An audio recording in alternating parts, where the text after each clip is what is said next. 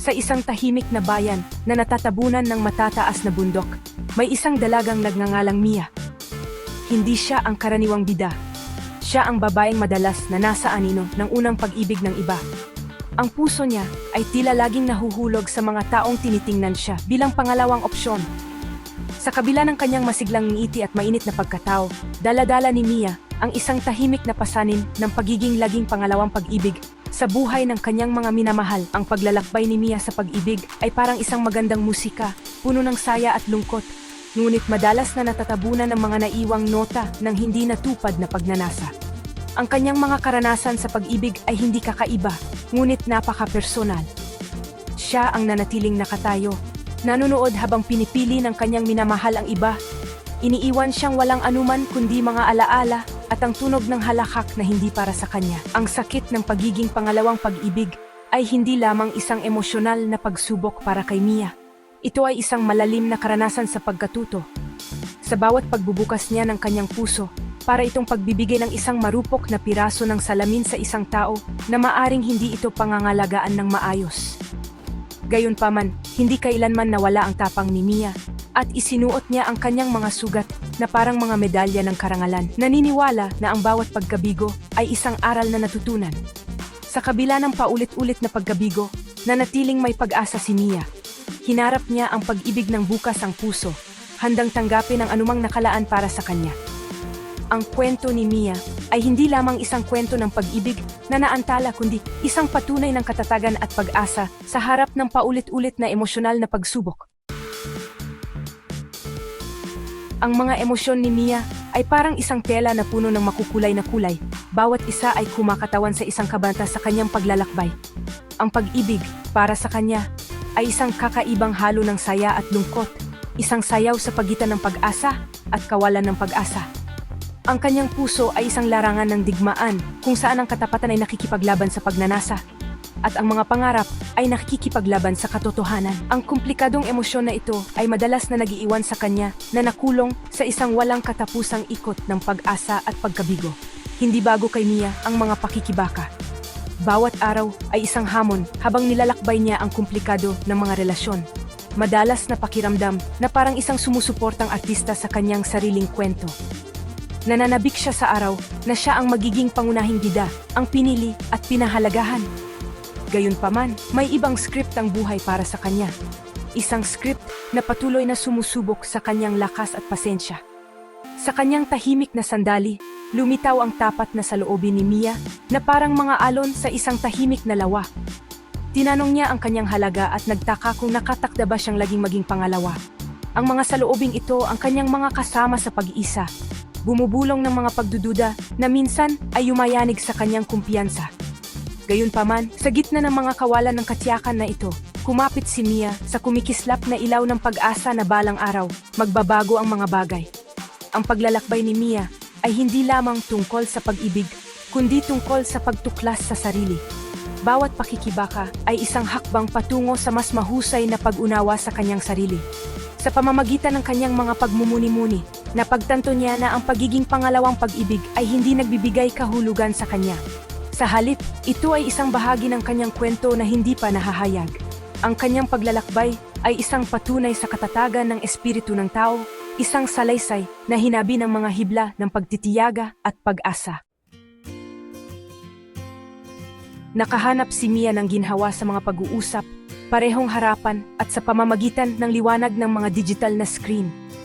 Ang mga chat sa malalapit na kaibigan ang naging santuwaryo niya, kung saan maari niyang ibuhos ang kanyang puso nang walang takot na husgahan. Sa mga pagpapalitan na ito, natuklasan niya ang kapangyarihan ng pagiging bukas, natutong ipahayag ang komplikadong emosyon na bumabalot sa kanya. Ang kanyang mga kaibigan, ang kanyang mga haligi, nag-aalok ng karunungan at ginhawa kapag kailangan niya ito. Sa pamamagitan ng mga pag-uusap sa gabi at mga mensaheng puno ng luha, ibinahagi ni Mia ang kanyang mga takot at pangarap, nakahanap ng lakas sa kanilang walang pag-alinlangan na suporta. Ang mga diyalogong ito ay hindi lamang tungkol sa paghahanap ng payo, kundi tungkol sa paghahanap ng pagpapatunay at pag-unawa sa isang mundo na madalas na walang pakialam sa kanyang kalagayan. Ang mga chat ang naging diary ni Mia. isang digital na canvas kung saan maaari niyang ipinta ang kanyang mga emosyon sa matingkad na kulay. Bawat mensahe ay isang pinturang puno ng katapatan at malalim na emosyon na kumukuha ng esensya ng kanyang paglalakbay. Ang paraan ng pagpapahayag na ito ay nagpahintulot sa kanya na iproseso ang kanyang damdamin, ginagawang kalinawan ang pagkalito at pagtanggap ang kapaitan. Sa pamamagitan ng mga interaksyon na ito, natutunan ni Mia na hindi siya nag-iisa sa kanyang mga pakikibaka. Ang mga kwento ng kanyang mga kaibigan ay sumasalamin sa kanyang sarili, nagpapaalala sa kanya na ang landas ng pag-ibig ay madalas na puno ng mga hamon. Ang ibinahaging karanasan na ito ay nagpatibay ng pakiramdam ng pagkaisa na tumulong kay Mia na makita ang kanyang paglalakbay bilang bahagi ng isang mas malaking tela ng emosyon ng tao. Sa mga pag-uusap na ito natagpuan ni Mia ang tapang na umasa at ang lakas na ipagpatuloy ang kanyang paghahanap ng pag-ibig. Ang paglalakbay ni Mia sa magulong tanawin ng mga emosyon ay parang paglalayag sa isang maalon na dagat. Ang sakit ng hindi nasusuklian na pag-ibig ang kanyang angkla. Minsan ay hinihila siya sa kailaliman ng kawalan ng pag-asa. Nakipaglaban siya sa galit, tinatanong kung bakit hindi siya kailanman ang unang pinili at kung bakit ang kanyang mga kwento ng pag-ibig ay tila natatapos bago pa man talaga magsimula. Madalas na nililito ng pagkalito ang kanyang isip habang nahihirapan siyang unawain ang kanyang papel sa kwento ng mga mahal niya. Siya ba ay isang pansamantalang kapalit lamang, isang pansamantalang kasama hanggang sa dumating ang tunay na pag-ibig? Ang mga saloobing ito ay bumabalot sa kanya, lumilikha ng bagyo ng pagdududa sa sarili at kawalan ng kumpiyansa. Gayunpaman, sa gitna ng kaguluhan, isang tahimik na tinig ang nagtulak sa kanya na hanapin ang pagtanggap at kapayapaan. Hindi madaling destinasyon para kay Mia ang pagtanggap. Kinailangan nitong bitawan ang mga pangarap na kanyang hinabi sa paligid ng mga mahal niya at yakapin ang katotohanan ng kanyang sitwasyon. Ito ay isang mahirap na proseso, parang pagtatanggal ng isang balat upang ipakita ang isang mas malakas, mas matatag na sarili. Ang paglalakbay na ito ay hindi lamang tungkol sa paglimot sa nakaraan, kundi tungkol sa pagyakap sa kasalukuyan ng bukas ang puso. Sa paglalakbay na ito, natuklasan ni Mia na ang pagtanggap ay isang regalo na maaari niyang ibigay sa kanyang sarili. Ito ang kalayaan na magmahal ng walang inaasahan, na pahalagahan ang mga alaala ng walang pagsisisi, at umasa ng walang takot. Sa pagbitaw sa nakaraan, natagpuan ni Mia ang tapang na yakapin ang hinaharap, armado ng mga aral na kanyang natutunan, at ang walang pag-aalinlangan na paniniwala sa posibilidad ng pag-ibig. Ang pag-ibig ay hindi isang kompetisyon, isa itong paglalakbay. Ang pagiging pangalawang pag-ibig ay hindi nangangahulugang ikaw ay pangalawa. Ang tiempo, mahalaga ito sa mga relasyon. Okay lang na masaktan, bahagi ito ng paggaling. Ang pagmamahal sa sarili ang pundasyon ng anumang relasyon. Ang pasensya ay isang kabutihan, lalo na sa pag-ibig. Ang komunikasyon ang susi sa pag-unawa. Yakapin ang pagiging bukas. Ito ay lakas, hindi kahinaan. Bawat kwento ng pag-ibig ay kakaiba. Magtiwala sa proseso ng buhay at pag-ibig. Igalang ang mga pagpipilian ng iba, kahit masakit. Ang pagbitaw minsan ang pinakamahusay na opsyon. Matuto mula sa nakaraang relasyon. Maniwala sa posibilidad ng pag-ibig. Palibutan ang sarili ng mga sumusuportang kaibigan. Okay lang na mag-isa. Ang pag-iisa ay maaring makapagpagaling. Ang pagpapatawad ay para sa sarili, hindi sa ibang tao. Ang pag-asa ang ilaw na gumagabay sa atin sa pinakamadilim na panahon. Huwag makontento sa mas mababa sa nararapat sa iyo. At alam mo, ang kaligayahan ay nagmumula sa loob. Ang mga aral ni Mia ay hindi natutunan magdamag. Ang mga ito ay bunga ng maraming taon ng pagsusuri sa sarili at karanasan. Bawat aral ay isang mahalagang hakbang sa kanyang landas patungo sa pagtuklas sa sarili at paglago. Sa pamamagitan ng mga pananaw na ito, natagpuan ni Mia ang lakas na muling tukuyin ang kanyang kwento. Nagbabago mula sa pagiging pangalawang pag-ibig tungo sa pagiging may akda ng kanyang sariling kwento. Ang pagmamahal sa sarili ay lumitaw bilang isang pangunahing tema sa paglalakbay ni Mia na naging parehong kalasag at gabay na ilaw. Sa pamamagitan ng pagmamahal sa kanyang sarili, natagpuan niya ang lakas na lumaya mula sa siklo ng pagiging pangalawang pag-ibig. Ang bagong natuklasang paggalang sa sarili na ito ay nagpahintulot sa kanya na magtakda ng mga hangganan. Tinitiyak na ang kanyang emosyonal na kagalingan ay inuuna. Malaki ang papel ng pagiging matured sa pagbabago ni Mia. Ang kanyang mga karanasan ay nagturo sa kanya na ang pag-ibig ay hindi lamang tungkol sa paghahanap ng tamang tao, kundi tungkol sa pagiging tamang tao. Sa bawat aral, naging mas matalino si Mia. Naunawaan na ang pagiging matured ay hindi tungkol sa edad, kundi tungkol sa pagkatuto mula sa mga karanasan at paggamit ng mga aral na iyon sa mga relasyon sa hinaharap. Ang pag-asa ang sinulid na nag-ugnay sa bawat aspeto ng paglalakbay ni Mia. Kahit sa mga sandali ng kawalan ng pag-asa, kumapit siya sa paniniwala na posible pa rin ang pag-ibig. Ang walang pag-aalinlangan na pag-asa na ito ang nagbigay lakas sa kanyang katatagan, na nagbigay kapangyarihan sa kanya na ipagpatuloy ang paghanap-nap ng pag-ibig na kanyang ninanais. Ito ang pag-asa na nagpanatili sa kanyang puso na bukas, handang yakapin ang anumang nakalaan sa hinaharap. Sa kanyang paglalakbay, natutunan ni Mia na ang paggalang ay isang 200 na kalye. Naintindihan niya na ang paggalang sa mga pagpipilian ng iba, kahit masakit, ay mahalaga sa malusog na relasyon. Ang paggalang na ito ay lumawak sa kanyang sarili, habang natutunan niyang igalang ang kanyang sariling mga pangangailangan at pagnanasa. Sama-sama, ang mga temang ito ay lumikha ng isang tela ng paglago at pagbabago na gumagabay kay Mia patungo sa isang mas maliwanag, mas puno ng pag-asa na hinaharap. Ang paglalakbay ni Mia ay puno ng malalim na pagsusuri sa sarili, kung saan sinuri niya ang mga pattern at pagpipilian na nagtulak sa kanya na maging pangalawang pag-ibig.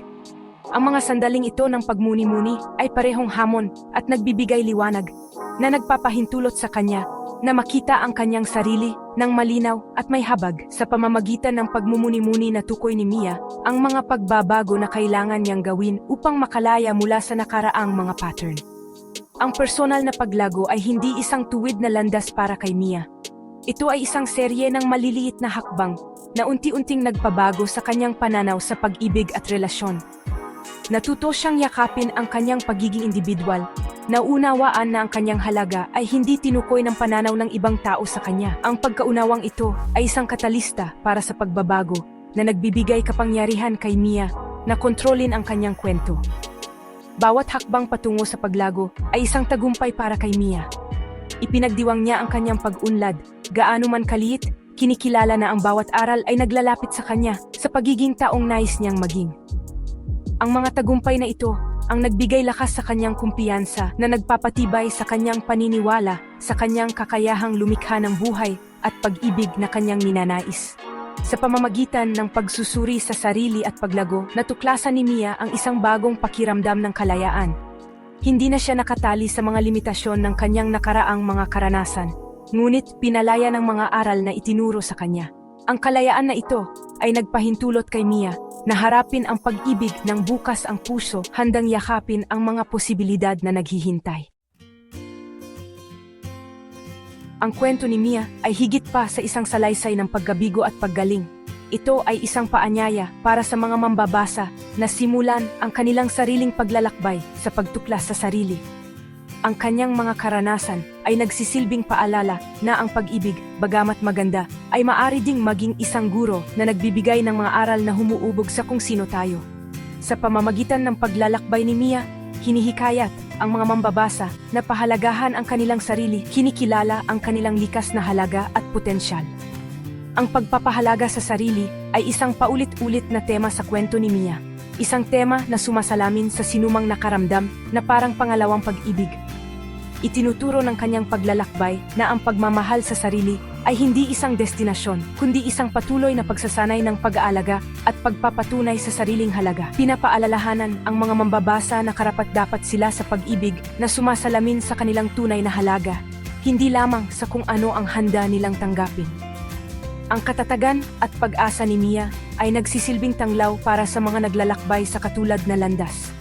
Hinihikayat ng kanyang kwento ang mga mambabasa na manatiling may pag-asa, kahit sa harap ng paulit-ulit na pagkabigo.